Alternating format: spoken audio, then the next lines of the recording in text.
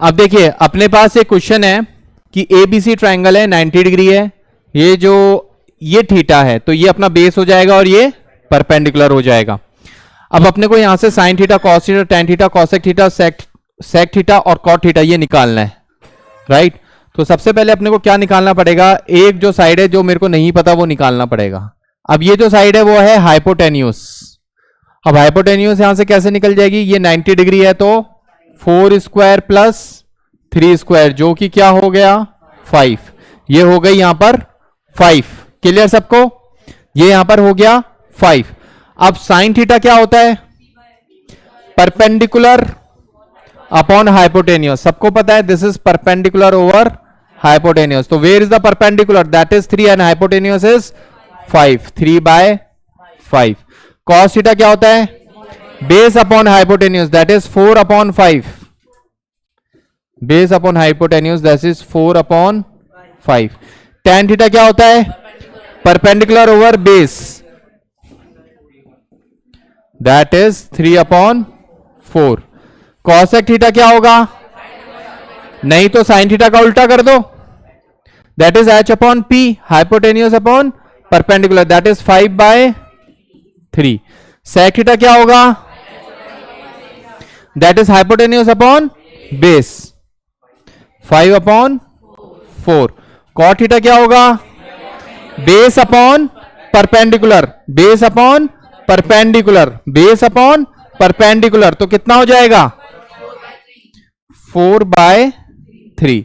In this way we can find sine theta, cos theta, tan theta, cosec theta, sec theta and cot theta. अब मैं इसमें थोड़ा सा twist कर रहा हूं, मजा यहां आएगा। लेट्स से मैं यहां पे लगा देता हूं अल्फा, यहां लगा देता हूं alpha. Now I just want sine alpha. अब इसका आंसर दीजिए, I just want cos alpha, I just want tan alpha. If this is an alpha then what is the sine alpha. देखिए यहां परपेंडिकुलर और बेस तय करना बहुत important हो जाता है। अब आप ध्यान दीजिए, साइन अल्फा बेसिकली होता क्या है, परपेंडिकुलर ओवर बेस या hypotenuse, hypotenuse, perpendicular over hypotenuse.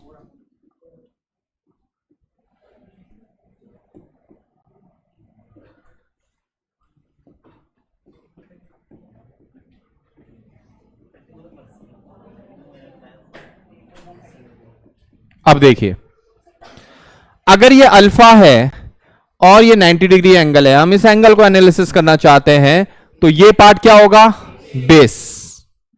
तो ये पूछ रहा है परपेंडिकुलर ओवर हाइपोटेन्यूस कौन सा होगा, तो ये परपेंडिकुलर ओवर हाइपोटेन्यूस क्या होगा, ये परपेंडिकुलर होगा 4 और हाइपोटेन्यूस क्या होगा 5, तो ये कितना हो जाएगा 4/5।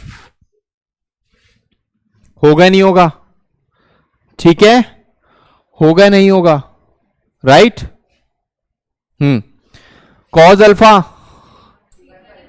बेस अपॉन हाइपोटेन्यूस, तो बेस क्या होगा ये और हाइपोटेन्यूस क्या हो जाएगा ये। अब बेस को ये नहीं कहेंगे, अब बेस ये नहीं कहेगा, हम इस एंगल को एनालिसिस कर रहे हैं। So this is N base and this is N hypotenuse, तो ये होगा 3/5। अब tan थीटा,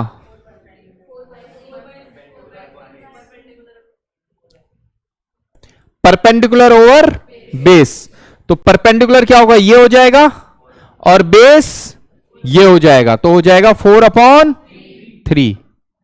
क्यों चेंज हुआ ये सब समझ में आ गया। अब क्या फर्क होता है साइन थीटा और साइन अल्फा में, देखिए ना, साइन थीटा क्या आया 3/5 और साइन अल्फा क्या आया 4/5।